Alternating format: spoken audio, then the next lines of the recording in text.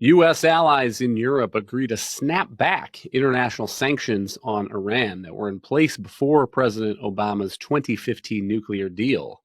As Russia pounds the Ukrainian capital with its biggest airstrike since Vladimir Putin's summit with President Trump, and Taiwan moves to ramp up its defense budget and deterrence against a potential Chinese invasion.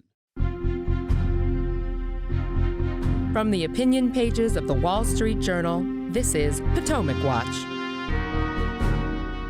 Welcome, I'm Kyle Peterson with the Wall Street Journal.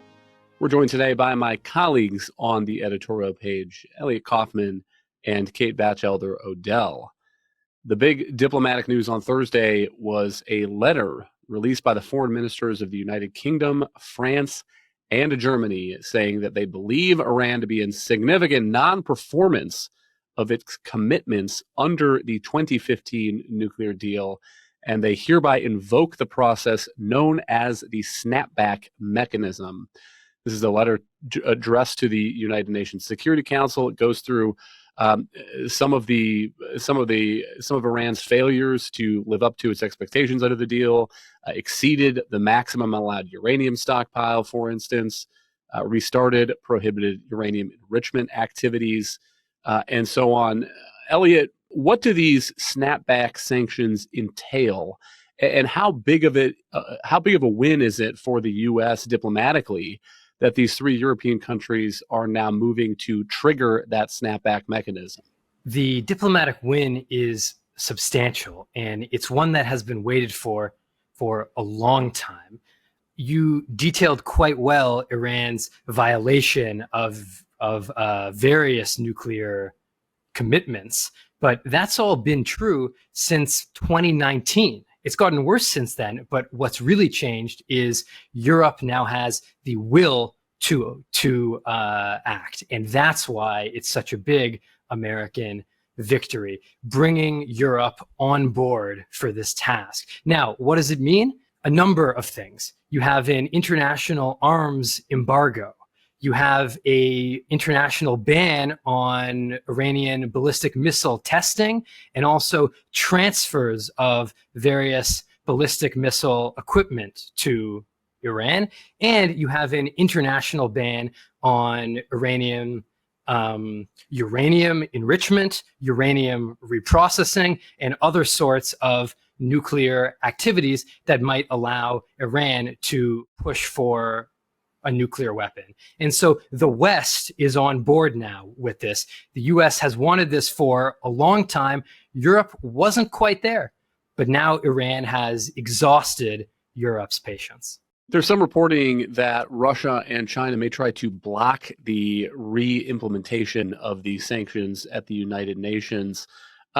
What can they really do there? I mean, the European letter suggests that there's a 30-day timeline for last diplomatic efforts if Iran wants to take advantage of that.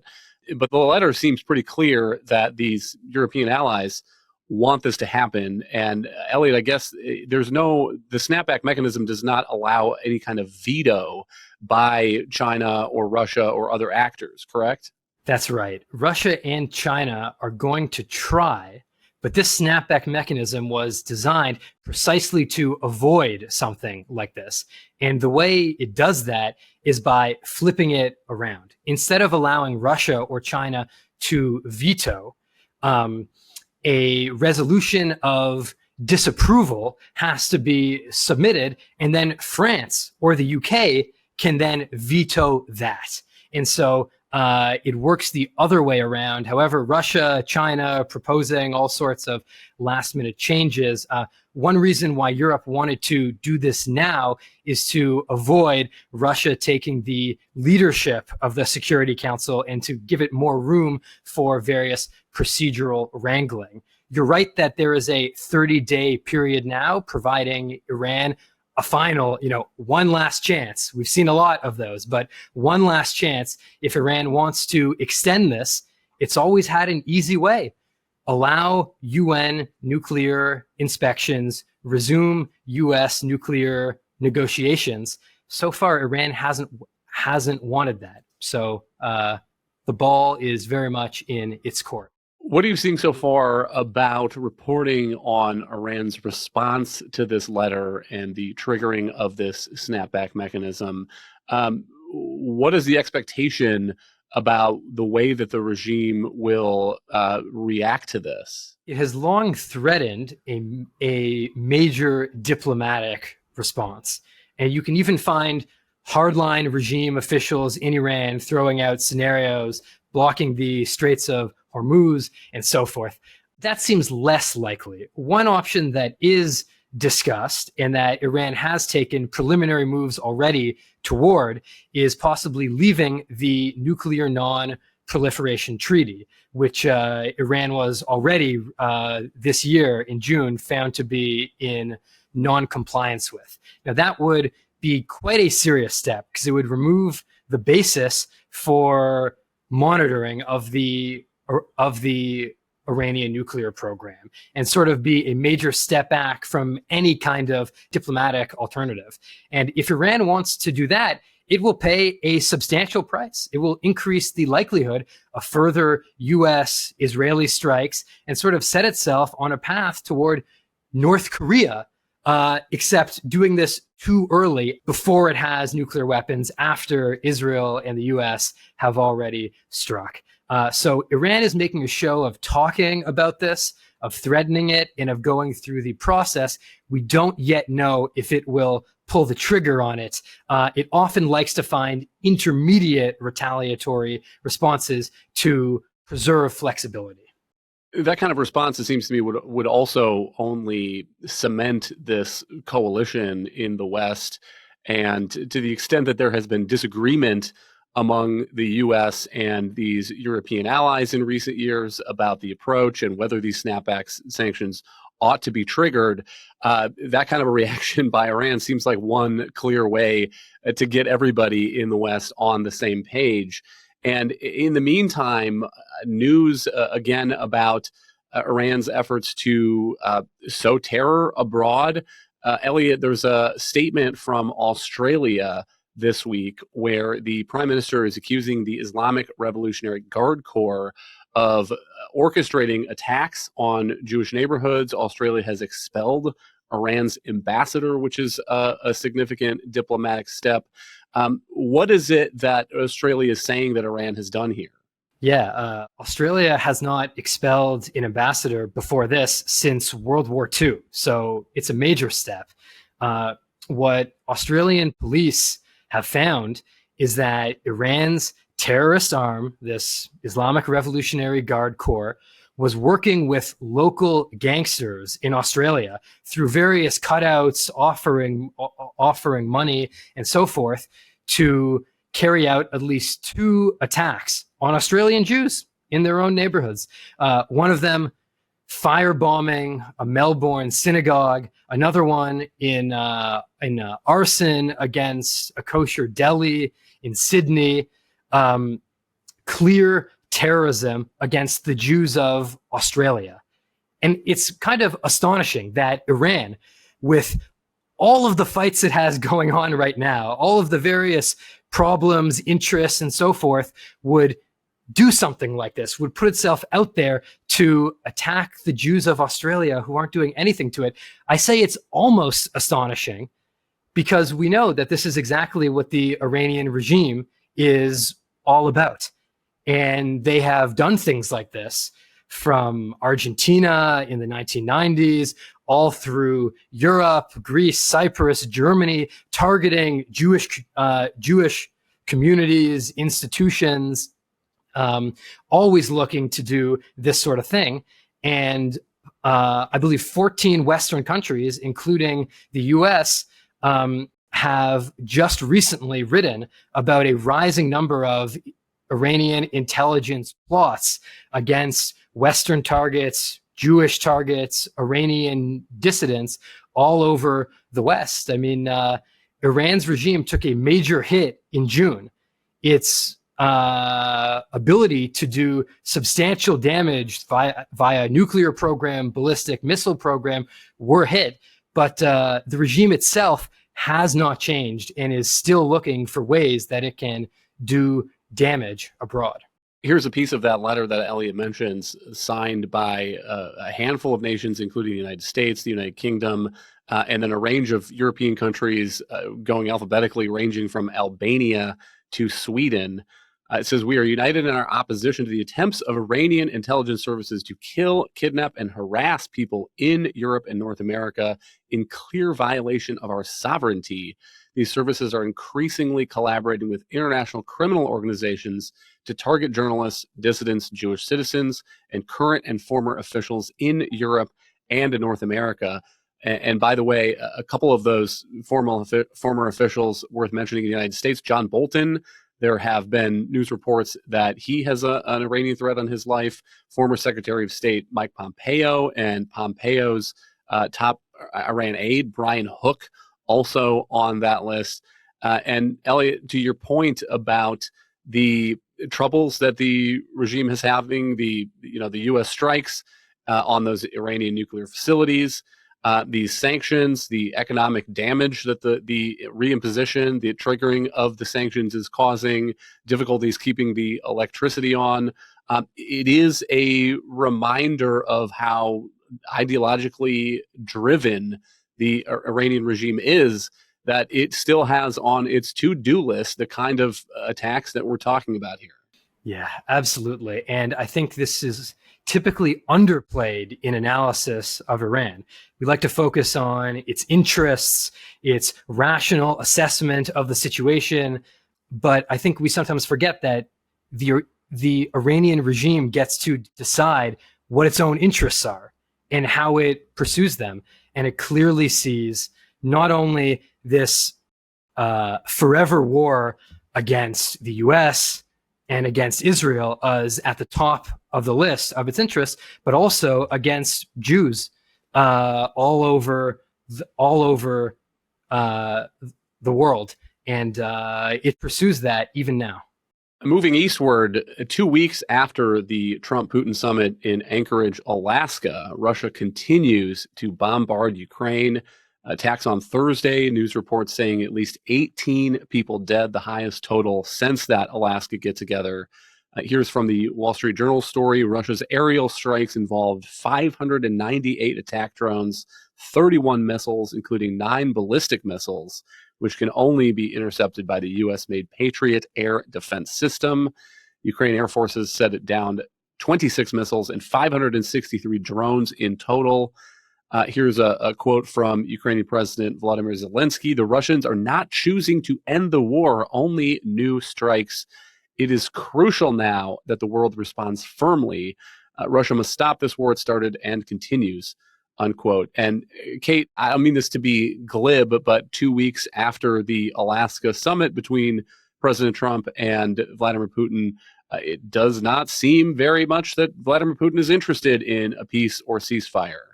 It does seem that way. These attacks have continued. The sophisticated mix of drones and missiles aimed to kind of force the Ukrainians to have to defend their skies with these Patriots and look through and shoot down what they can. There's the military purpose of this is to wear down the public and the public's morale. And it's easy to get desensitized to this because it happens overnight all the time. But this continues to kill civilians, women and children far from the front lines in Ukraine. So it's a testament to the barbarism of the war and its awful human cost.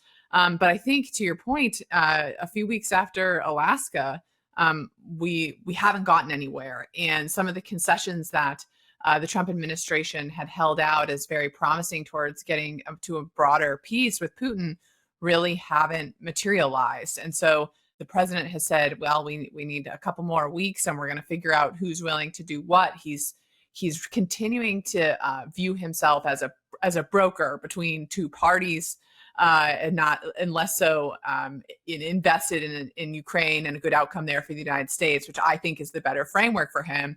But he's doing a little bit more can kicking on another 2-week deadline. But I think ultimately what he's going to have to come to and conclude is that this current strategy of enticing Putin just hasn't worked, and he's going to have to try something else, a mix of sanctions pressure and better weapons deliveries. That timeline, 2 weeks, seems to be a favorite of President Trump's. And as far as I can tell, it basically means ask again later, in the words of the old Magic 8 Ball. Part of what he said with respect to the path forward from this Alaska summit is that he was going to provide that time to see if Zelensky and Putin could get together and have some sort of direct negotiations. Notably, in the intervening days, then, we had the Russian Foreign Minister, Sergei Lavrov, dismissing that idea. Here he is on Meet the Press last weekend. It was very clear to everybody that there are several principles which Washington believes must be accepted, including no NATO membership, including the discussion of territorial issues. And Zelensky said no to everything. He even said no to, as I said, to canceling legislation prohibiting the Russian language. How can we meet with a person who is pretending to be a leader, the leader of a country, which is the only country on earth who had prohibited a language? And here in the same episode of Meet the Press is Vice President J.D. Vance. Are the Russians stringing President Trump along? No, not at all, Kristen. I think the Russians have made significant concessions to President Trump for the first time in 3.5 years of this conflict. They've actually been willing to be flexible on some of their core demands. They've talked about what would be necessary to end the war. Of course, they haven't been completely there yet, or the war would be over. But we're engaging in this diplomatic process in good faith. We are trying to negotiate as much as we can with both the Russians and the Ukrainians to find a middle ground to stop the killing. Kate, to your point about the Trump administration, sometimes at least seeing itself as trying to be a broker between these two sides. You hear the vice president there saying Russia is not stringing us along, but the foreign minister says we're not going to have direct negotiations with the president of the Ukraine until we have some guarantees on getting the territory that we want. And by the way, he says then that Zelensky is pretending to be the leader of a country. You know, I mean, part of the Putin view here is that he wants Ukraine to be a vassal state, not an independent nation. Right. I mean, I think Trump is arriving here at a pretty serious inflection point on how he's going to try and continue to settle the war. One thing that happened this week is that there was an announced sale to Ukraine of something called the extended range attack munition. Europe is going to finance some of these weapons. They were kind of created quickly on the fly with Ukraine in mind, but they could help Ukraine a lot do more long-range strike.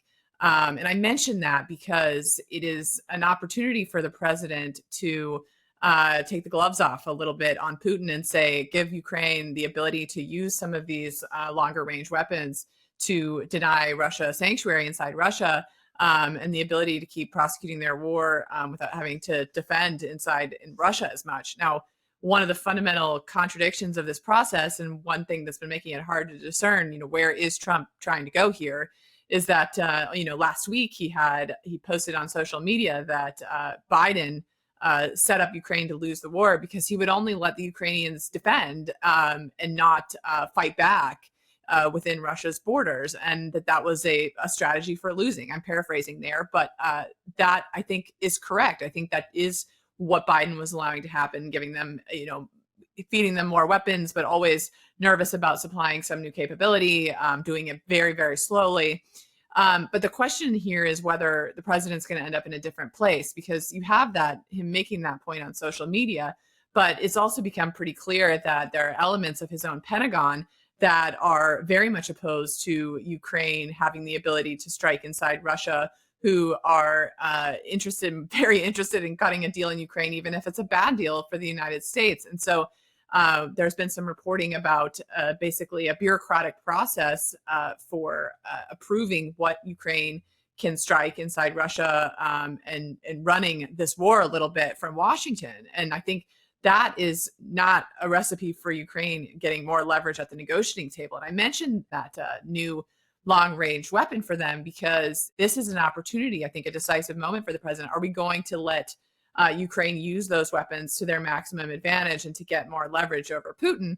Or is someone else really in charge of this policy other than Trump at the Pentagon who's going to rein in the Ukrainians. And if the latter happens, sorry to go on here, but in the latter scenario, my worry is that we're ending up very close to the Joe Biden position, is that Trump can't walk away from Ukraine. That's politically costly, but he also doesn't want to actually get a favorable peace to the United States, or isn't willing to do what that takes. One of the lessons of this conflict, though, is the importance of deterrence, preventing this kind of war from beginning, because it is hard to end once it does. And so, Kate, ending on a happier note, some news this week from Taiwan, which is proposing to seriously invest more in its defense budget, raising it from roughly 2.5% of GDP to 3.3%, which is near the North Atlantic Treaty Organization's new target for NATO allies.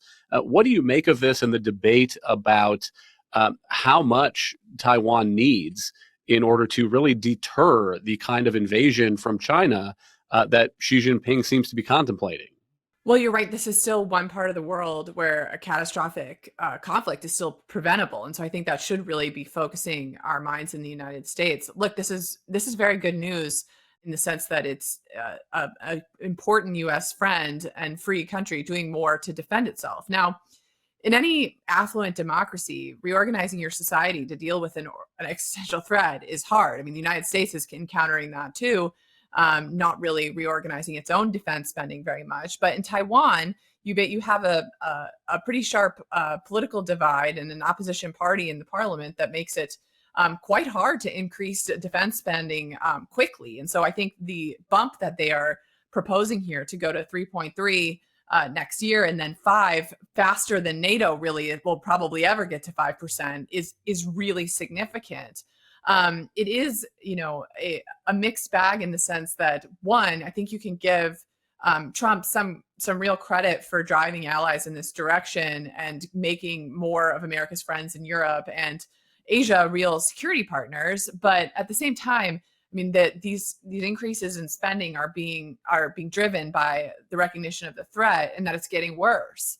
And so it's not a bet on peace either. Now, you asked me about what does Taiwan need to spend. President Trump has thrown out a 10% figure for Taiwan. And I think for the domestic politics reasons I was articulating, that's going to be a very, very heavy lift and probably impossible. But I think more important than this specific number is, getting them on the right direction, on the right path, which they are going, and they are showing that they're serious about deterring a conflict, but also supporting them and welcoming that investment and helping them, for instance, get the right capabilities to defend themselves. And here, the United States has a lot of room to improve. The backlog of weapons that the United States has sold to Taiwan, but have not yet been delivered, is north of $20 billion. So there are all these things in the pipeline for Taiwan that the United States has promised, but not gotten to Taiwan. And that makes it harder for them to continue to spend on to justify public support for defense. It really feeds the Chinese Communist Party's narrative that the United States is unreliable. Don't bother resisting. We're an enormous military power now over in the CCP. So I think there is a lot of work for the United States to do in helping shore up Taiwan and get some of these anti-ship missiles, F-16s, more asymmetric capabilities that we're seeing being so useful in Ukraine, delivered to Taiwan as soon as possible could make a real difference in that deterrence equation we're talking about. Thank you, Kate and Elliot. Thank you all for listening. You can email us at pwpodcast@wsj.com. If you like the show, please hit that subscribe button, and we'll be back next week with another edition of Potomac Watch.